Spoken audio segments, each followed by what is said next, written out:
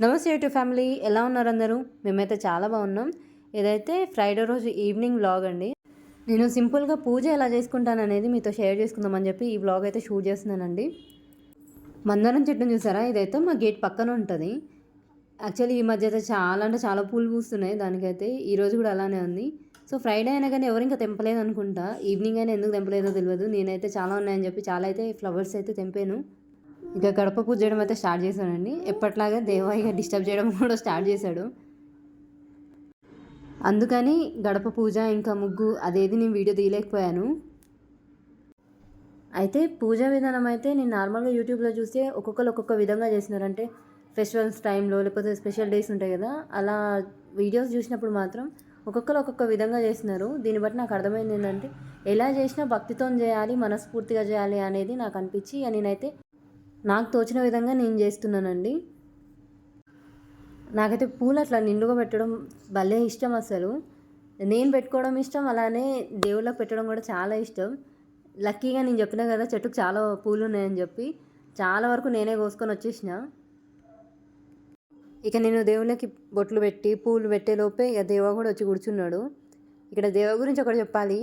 దేవ ఎంత పరమ భక్తుడు అంటే మనం కొన్ని టైమ్స్ మాత్రమే పూజ చేస్తాం కదా, అంటే మార్నింగ్ ఈవినింగ్ అట్లా స్పెషల్ టైమ్స్ బట్టే పూజలు చేస్తాం కదా. దేవ ఏంటంటే ఆయనకి ఎప్పుడు గుర్తొస్తే అప్పుడు వచ్చి దేవుని రూమ్లో కూర్చుంటాడు, పూలు తీస్తుంటాడు, బొట్లు పెడుతుంటాడు, ఆయన పెట్టుకుంటుంటాడు.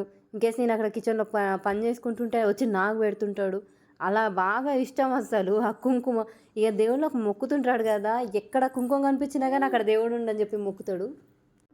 చిన్నపిల్లలు కదా, అసలు ఏ చిన్న పని చేసినా కానీ భలే ముద్దుగుంటుంది. ఇక దేవ తనకు తెలిసి తెలియక చేసే ప్రతి ఒక్క పనిని నేను భలే ఎంజాయ్ చేస్తుంటా. చాలా అంటే చాలా పెద్ద మెచ్యూర్డ్ పర్సన్ చేసినట్టు చేస్తాడు. కొన్నిసార్లు పెద్దోళ్ళు చేస్తున్నాయి అన్నీ అబ్జర్వ్ చేస్తుండవు, భలే క్లియర్గా అబ్జర్వ్ చేస్తాడు అసలు దేవ అయితే. ఎంతైనా అసలు ఈ జనరేషన్ పిల్లలు అయితే చాలా అంటే చాలా ఫాస్ట్ ఉన్నారు. ఇక అలా దేవుళ్ళందరికీ పూజ చేసి ఇక నా కోరికల లిస్ట్ అంతా చదివేసిన తర్వాత దాంతో నాకు పూజ అయితే అయిపోతుంది. ఈరోజు ప్రసాదం కోసం అయితే నేను పాయసం చేసినానండి.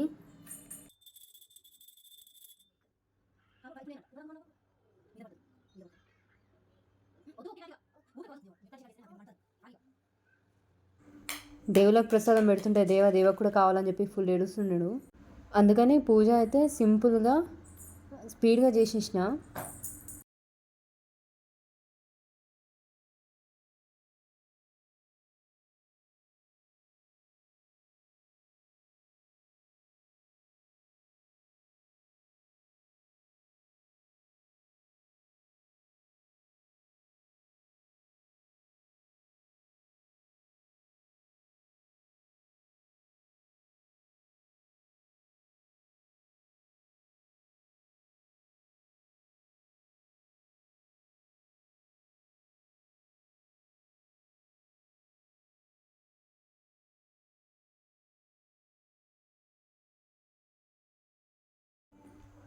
ఇదే అండి, ఇంతకుముందు నేను చెప్పాను కదా ముగ్గేసిన అని చెప్పి స్పీడ్గా, ఇదే ముగ్గు.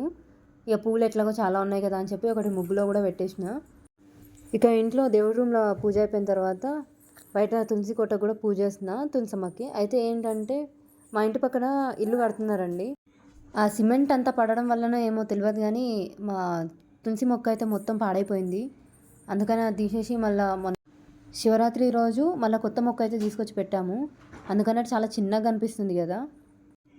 తులసి మొక్కల్లో కూడా 2 రకాలు ఉంటాయంట కదా, ఒకటి లక్ష్మీ తులసి, ఇంకొకటి ఏమో కృష్ణ తులసి అని చెప్పి. అయితే మాకైతే 2 దొరికాయి కానీ చాలా చిన్నగా ఉన్నాయి. మేము నర్సరీకి వెళ్ళి తీసుకున్నాము.